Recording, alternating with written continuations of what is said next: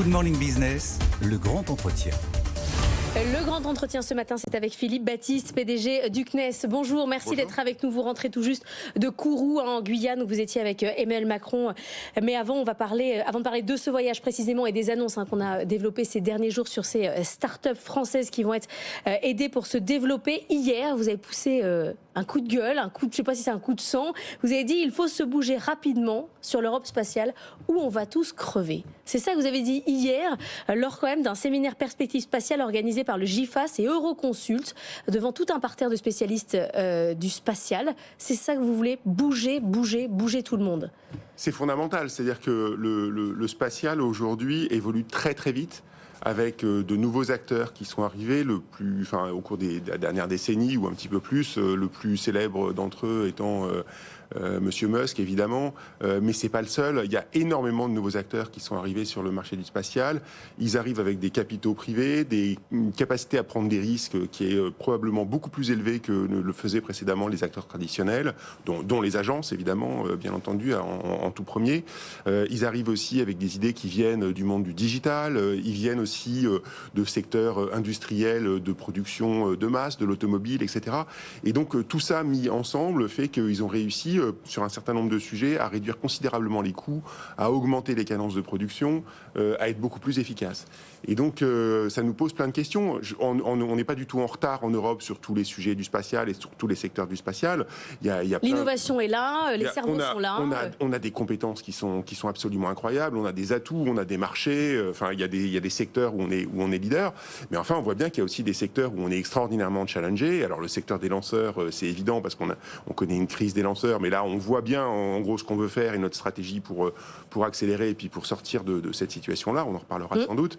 Mais il y a d'autres secteurs aussi où on voit qu'on commence à avoir des sujets qui sont des sujets de fond. C'est par exemple le sujet des télécoms aujourd'hui, avec une présence de Starlink et qui devient massive aujourd'hui sur le secteur. Donc moi, ce que je disais simplement hier, c'est ces issues industrielles, mais il faut se ressaisir de ce sujet-là, il faut réussir à accélérer, il faut réduire nos temps de cycle pour l'innovation, c'est-à-dire il faut aller plus vite, il faut aller chercher de l'innovation à droite, à gauche, dans les startups, partout. Mais vous parlez à qui quand vous dites ça? Aux industriels. Aux industriels et aux gros industriels. C'est nos gros industriels du secteur, c'est ça le message aujourd'hui, parce que c'est eux, c'est les leaders du marché aujourd'hui, ce sont des entreprises qui sont exceptionnelles, un savoir-faire incroyable, etc.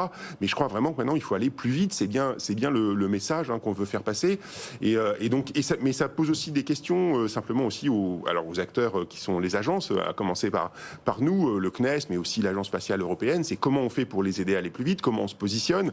C'est probablement se positionner plus souvent en achetant des services plutôt qu'en co-développant avec eux un certain nombre de produits. C'est ce qui va se faire là. Et c'est ce qu'on fait. On se met à fonctionner à l'américaine. C'est ça qui va se passer avec les 4 startups qui ont été sélectionnées, c'est-à-dire qu'elles ne seront pas payées si ça ne fonctionne pas sur les lanceurs. Alors oui, c'est donc 4 startups sur les lanceurs. Donc ça a été annoncé effectivement en Guyane par le président de la République. Donc c'est 4 startups qui préparent l'avenir de l'Europe spatiale.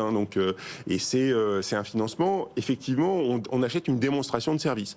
Donc soit le service à la fin il est démontré, soit il n'est pas démontré. Et s'il n'est pas démontré, il n'y a pas le financement, ou en tout cas il n'y a pas l'ensemble du. C'est une logique qui est fondamentalement différente par rapport à ce qu'on a fait précédemment. Et c'est aussi un moyen, mais c'est aussi en contrepartie une très grande responsabilité qu'on confie intégralement à l'industriel, qui a aussi une très grande liberté. Et donc donc c'est aussi ça qu'on veut faire.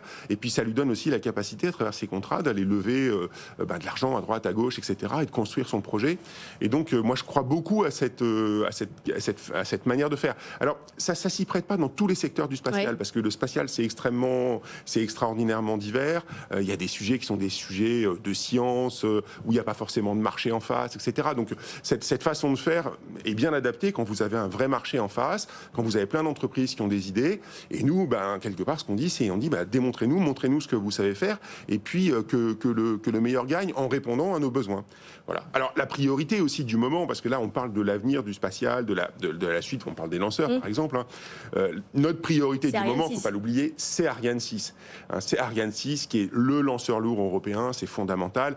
Juste quand même pour replacer un tout petit peu les choses dans leur contexte, dans les startups qu'on finance là, il y en a qui développent des lanceurs qui vont être des petits lanceurs, qui vont être capables de mettre 50 ou 100 kilos en orbite.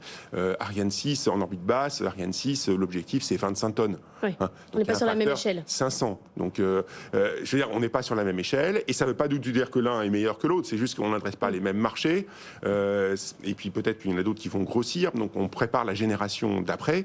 Mais c'est fondamental de faire ça. Donc là, Ariane 6, ça va bien se passer. On a un calendrier de lancement. Tout est fait pour que là, ça fonctionne. Alors, donc Ariane 6, on est vraiment au bout du développement. Moi, je voudrais saluer le travail de tous les hommes et toutes les femmes là, qui sont mobilisés sur le sujet et qui, je peux vous dire, travaillent comme des fous depuis des mois pour finir le développement d'Ariane 6. Des gens d'Ariane Group, des gens de l'Agence spatiale européenne, des gens du CNES aussi. Et donc là, on voit vraiment le bout du développement avec un lancement qui devrait avoir lieu entre mi-juin et fin juillet. Vous parliez de l'importance des échelles. Les investissements américains, 70 milliards d'euros. Les investissements européens, on est à moins de 15 milliards d'euros, dont autour de 3 milliards d'euros pour la France. Est-ce que c'est qu'une question d'argent? Parce que vous dites, bougez-vous. Mais là, on a un fossé financier. Ce fossé, il a toujours existé. C'est-à-dire qu'il y a toujours eu une vraie différence de financement entre la France, l'Europe et les États-Unis. Et on a toujours fait des choix. C'est-à-dire qu'on s'est dit, en fait, on va travailler sur tel sujet. Celui-là, on ne va pas y toucher parce que ça coûte trop cher. Ça a toujours été le cas et ça n'a pas empêché l'Europe et la France d'être parmi les grands champions, et je pense encore aujourd'hui, du spatial mondial. Donc, mais par contre, il faut qu'on continue à avoir cette capacité à faire des choix. Il faut qu'on soit capable aussi d'aller vite, de prendre des risques. Et c'est ça qui est fondamental. Donc je pense que c'est pas du tout un combat perdu. Moi, je veux saluer en particulier, il y a un vrai effort du gouvernement aujourd'hui pour investir dans le spatial. Ces 3 milliards d'euros, c'est par an, c'est quelque chose. C'est une annonce de la première ministre à l'époque qui continue à être portée aujourd'hui par le gouvernement. Donc c'est vrai, c'est une vraie ambition. Et donc il faut continuer. Le spatial, c'est fondamental parce que c'est des technologies qui sont à très haute valeur ajoutée, qui irriguent toute la société. Et au-delà de la part de rêve. Il faut comprendre à quoi ça sert, que ce soit dans la défense, dans les télécoms, dans la vie de tous les jours. Dans la vie de tous les jours. Enfin, je veux dire, pour commencer par ça, ça veut dire que quand vous écoutez votre radio, quand vous allumez votre téléphone pour utiliser un système de navigation, vous utilisez Galileo, vous utilisez un GPS. Enfin, c'est en permanence, vous utilisez le spatial. C'est vrai évidemment dans le monde de la défense. Il suffit d'écouter ce qui se passe en Ukraine aujourd'hui. C'est vrai. Enfin voilà. Tous les secteurs aujourd'hui sont impactés, et surtout le spatial, demain, c'est non seulement l'industrie spatiale en tant que telle, mais c'est entre guillemets un enabler, pardon pour l'anglicisme, mais ça devient aussi quelque chose qui est indispensable à d'autres secteurs industriels. Et si demain on n'a pas le spatial en Europe, si on n'a pas ce pilier spatial en Europe, eh ben ça veut dire qu'en fait on a des pans entiers d'autres morceaux industriels qui vont être dépendants de pays tiers. Est-ce qu'on n'a pas un sujet de fragmentation européenne aussi derrière? On voit cette émulation notamment dans le New Space, mais on voit aussi des startups qui parfois font des choses qui ne sont pas très éloignées. Il y a le même sujet entre la concurrence européenne. Est-ce qu'elle est saine jusqu'au moment où en fait il y a trop de monde et on devrait se mettre ensemble? Alors oui, il y a une compétition européenne aujourd'hui qui est sans doute plus vive sur un certain nombre de secteurs que d'autres. L'exemple des lanceurs est un très bon exemple parce que pendant très longtemps on a travaillé vraiment en coopération, dans un modèle purement coopératif autour d'Ariane par exemple, puis autour de Vega. Ces programmes étaient définis au niveau des États, des agences, et puis après confiés aux industriels. Je pense que là, on est dans une logique qui est aujourd'hui une logique différente. Je pense que la France a beaucoup porté ce modèle de coopération. Aujourd'hui, on voit bien qu'il y a une compétition qui vient d'autres pays qui sont un petit peu en compétition aujourd'hui sur le sujet. Donc, et ça, le président de la République l'avait dit dans un discours à Toulouse de manière extrêmement claire. C'est bon, ok, dont acte. Il y a une volonté d'avoir cette compétition. Allons-y, faisons-la. Je pense qu'on va la remporter parce qu'on a un savoir-faire extraordinaire en France sur le sujet. Et puis évidemment, il faut continuer, une fois que ça s'est fait, une fois que cette étape-là sera passée, il faut construire une Europe spatiale autour des nouveaux champions qu'on est en train de construire. Moi, je voudrais juste vous dire, par exemple, aujourd'hui, on a annoncé des projets de mini-lanceurs qui sont des projets de mini-lanceurs donc portés par des entreprises privées, avec des contrats qui sont passés par nous, donc qui viennent les aider quelque part dans le développement de leurs projets.